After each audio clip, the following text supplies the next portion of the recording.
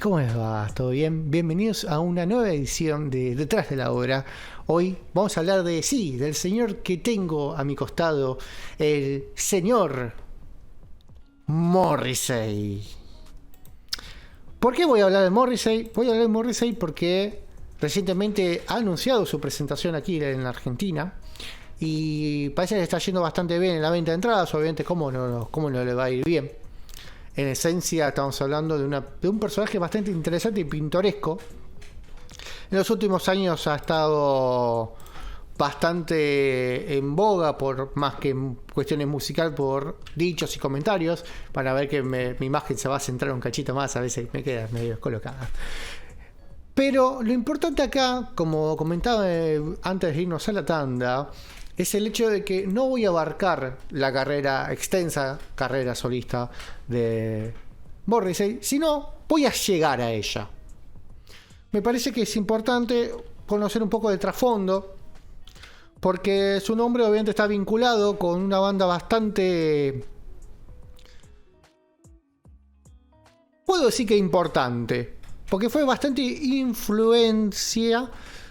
fue parte de muchas influencias, de bandas que luego conoceríamos como el movimiento, como el Britpop, ¿no? Estamos hablando de Blur, de Pulp, o de bandas como Oasis, que han tenido como una referencia bastante directa a lo que fueron los Smiths, y obviamente a la imagen de este señor que nació el 22 de mayo de 1959 y cuyo nombre completo es Stephen Patrick Morrissey.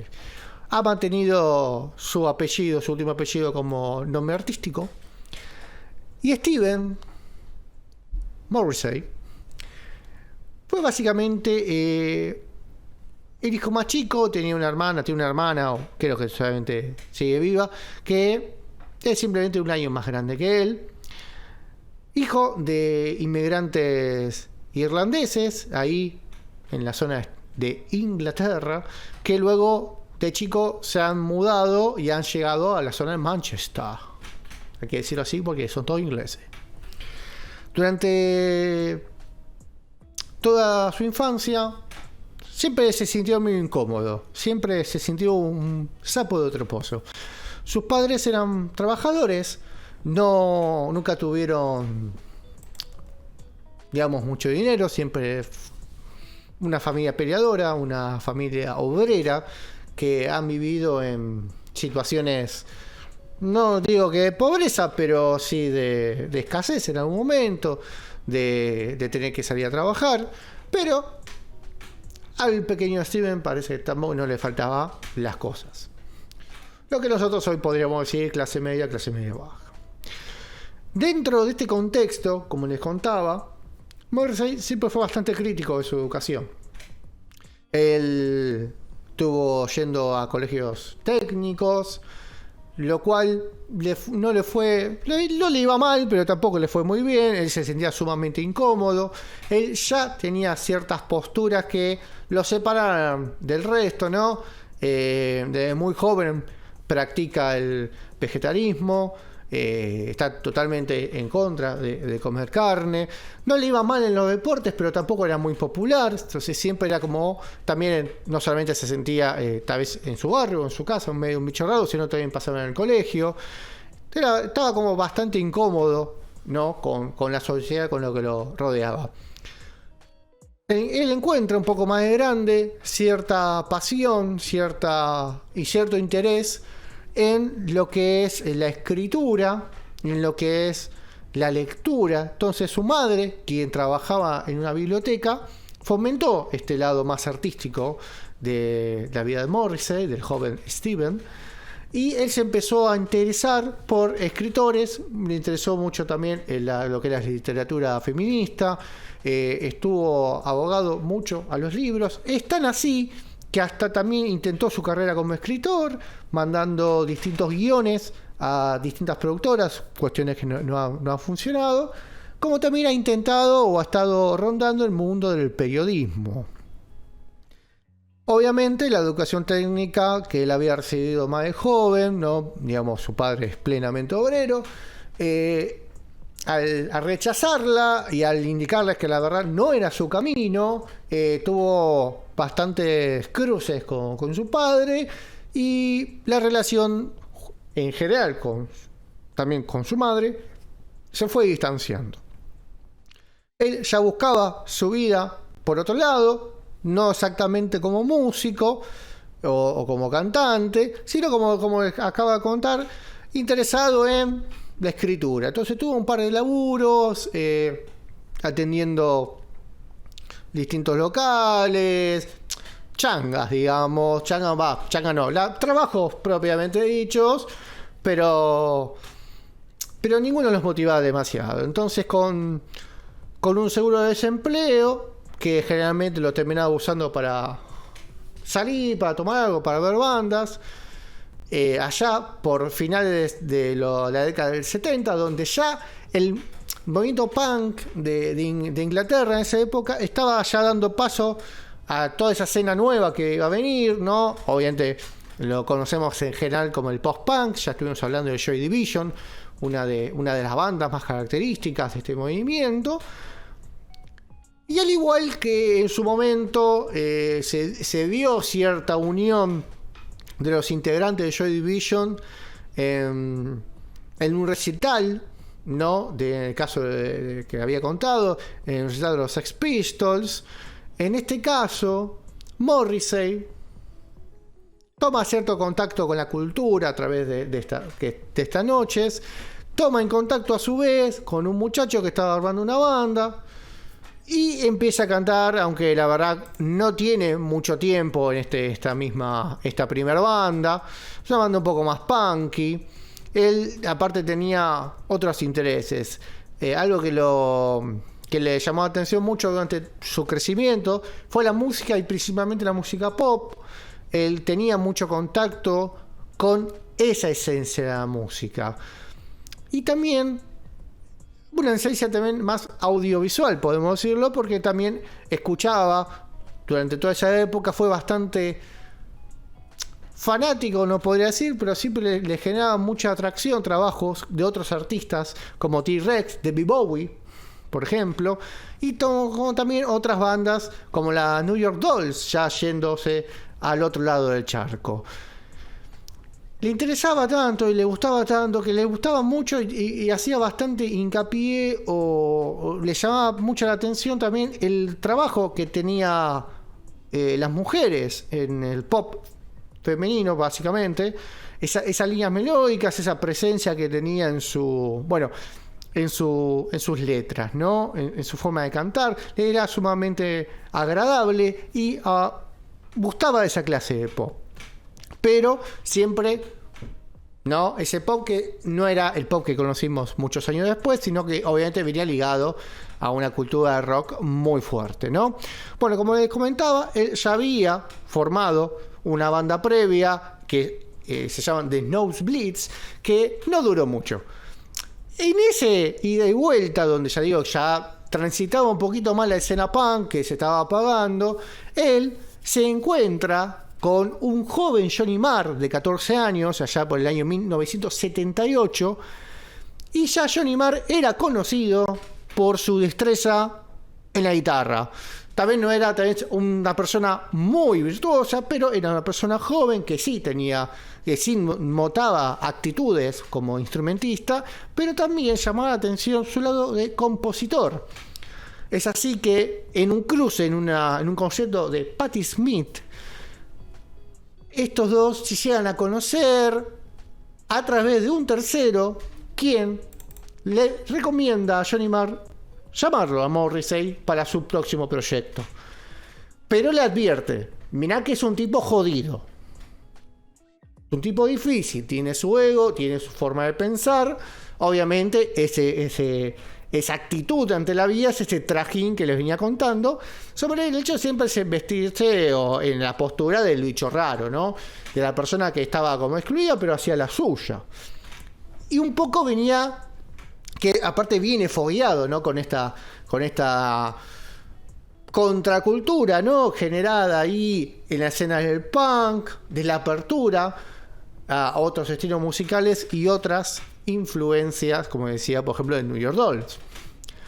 Es así que ya formalizaron la banda en el año 1982 con una primera formación donde siempre quedó claro que esta nueva banda, que ya tomaría el nombre de The Smiths, por ser básicamente un nombre popular, no un nombre común, digamos, no popular, un nombre común, claramente se daba cuenta que The Smiths era Johnny Marr y Morrissey. Los otros dos, más o menos.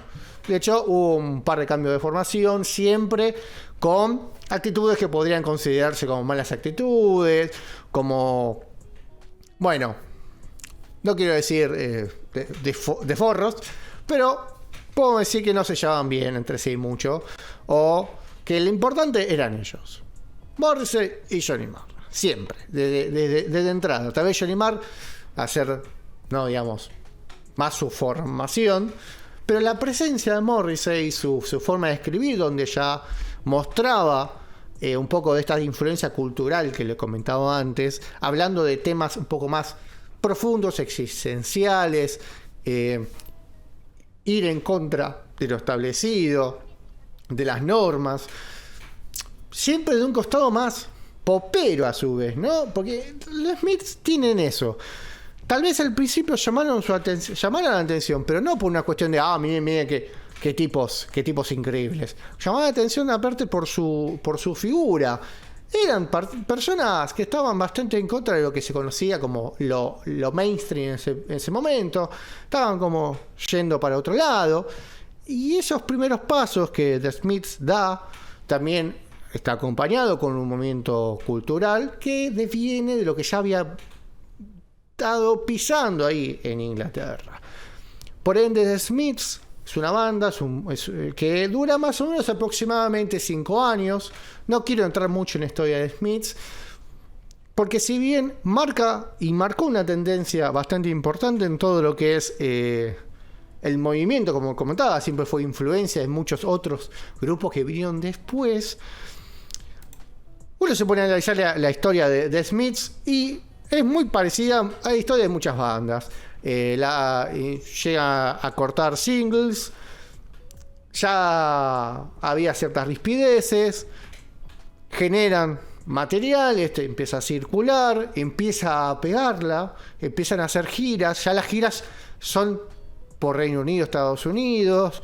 Johnny Marr ya se siente medio disconforme con ciertas actitudes o cansancio que se hace notar en la relación.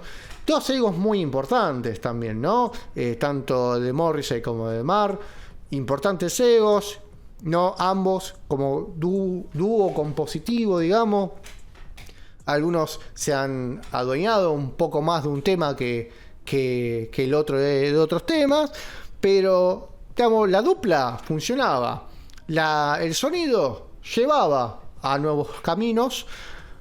Las relaciones, la verdad que no. Es por eso que en un determinado momento, ya para el año 1987, ya habiendo lanzado su tercer disco, muy aclamado, que lo llevó un poquito un escalón más arriba de su éxito comercial. El disco en sí es de Queen is Dead, disco que parece que fue bastante rankeado en su momento, ya en el año 1986, donde ya podíamos decir que ya en ese momento The Smiths abrazó el mainstream, con lo que eso puede significar, que es mucho más exposición. Como decía, las relaciones no estaban bien entre Johnny Marr y Morrissey. Principalmente a Morrissey le molestaba las, según él, excesivas colaboraciones que hacía Marr con otros clientes, es decir, con otros artistas. Cosa que también, del otro lado, se quejaba un poco de, ¿por qué tenemos que hacer covers? Porque en algunos lados B, Morrissey quería incluir covers de bandas que a él sí le gustaban, y que Marr no estaba tan de acuerdo en, pero hice una banda para hacer covers, no quiero hacer esto. The Smiths tiene una vasta discografía, digamos. Fueron 5 años de buenos temas. Bueno, cuestión separación. De una, no, ni mucho menos, ni mucho más. Es irreconciliable la situación, parece. Hace años que están peleados o que no se quieren, no se bancan, o qué. La situación es que fin de Smiths, pero antes que ellos finalizaran o que diesen a conocer la separación definitiva de la banda, ya nuestro no tan joven, pero aún señorito Morrissey ya había empezado a trabajar en su primer material como solista. Es así que un par de meses antes, ahí por el año 1987, donde empezó a trabajar en su primer álbum, previo a eso, ya Morrissey había contratado a Stephen Street como un productor personal y como nuevo compañero de composición. Ya estaba buscando otra persona con la cual trabajar. Ya lo quería seguir trabajando en ese ciclo, y como digo, en septiembre del 87 empezó a trabajar en su primer álbum llamado Viva Hate. Es un disco que tiene un par de cortes que llegaron a rankear, que empezaban ya a ver una figura un poquito más ecléptica de Morrissey. Hoy vamos a despedir escuchando Everyday is Like Sunday, que fue lanzado en junio de ese año y que alcanzó el número 9 en los rankings. Y la verdad, había ya ciertas diferencias. Se notaban texturas distintas, se notaban más las influencias personales de Morrissey en el audio y en la composición principalmente. Y algo que parece un poco llamativo es el arte de tapa de este disco, que es una foto de él. Alguien diría, bueno, es muy acertado, es su primer disco solista, ¿no? Creo que Phil Collins tiene algo muy parecido. Pero más allá de eso, durante la carrera de Smiths, algo que los caracterizó también fue la parte visual. Y sus artes de tapa estaban marcados por figuras del arte, figuras del cine, cosas que le llamaban la atención a un Morrissey que, como veremos y como vimos y como se verá en su carrera, es un tipo que le interesa mucho el arte en general. No se queda solamente en su rol de cantante ni de escritor, sino que es un tipo que le ha interesado ir por distintos rubros, principalmente la parte de escritura. Y así es como llegamos a este primer disco, Viva Hate, que no le fue tan mal. No fue un disco que tal vez la haya super rankeado con relación a otros trabajos posteriores, o tal vez un poco apoyado en lo que era de Smiths, pero Morrissey como figura, como cantante, como ya una persona que sale sola con su arte, la verdad que le fue bastante bien, digamos que hoy está haciendo aquello que lo trajo a la Argentina, su gira de despedida. Yo tengo entendido que es una gira de recorrer clásicos, así que obviamente este tema por el cual vamos a cerrar, que es Every Day is Like Sunday, va a sonar, eso es así seguramente, y que para todas las personas que alguna vez haya querido ver a The Smiths en vivo, no va a pasar, pero sí lo tendrá Morrissey. Ya que viene, aprovechen, porque no sabemos si va a volver. Técnicamente no, tuvo un montón de tiempo parado. Yo lo último que me enteré antes de esta vuelta, de esta venida a la Argentina, es que estuvo un montón de tiempo parado y que estuvo siendo noticia por ciertos comentarios. Viste que esta generación uno tira un comentario y es como, oh, qué dijo Morrissey, y parece que está medio viejo gaga. No importa, seguimos bancando a Morrissey, sí, no lo veo por qué no. Así que un detrás de la hora que intenté hacerlo concreto para explicar un poco en el contexto del personaje al cual parece que está yendo bastante bien en ventas aquí en la Argentina, que es Morrissey, su paso por The Smiths y su complicada, no quiero decirlo, sino más bien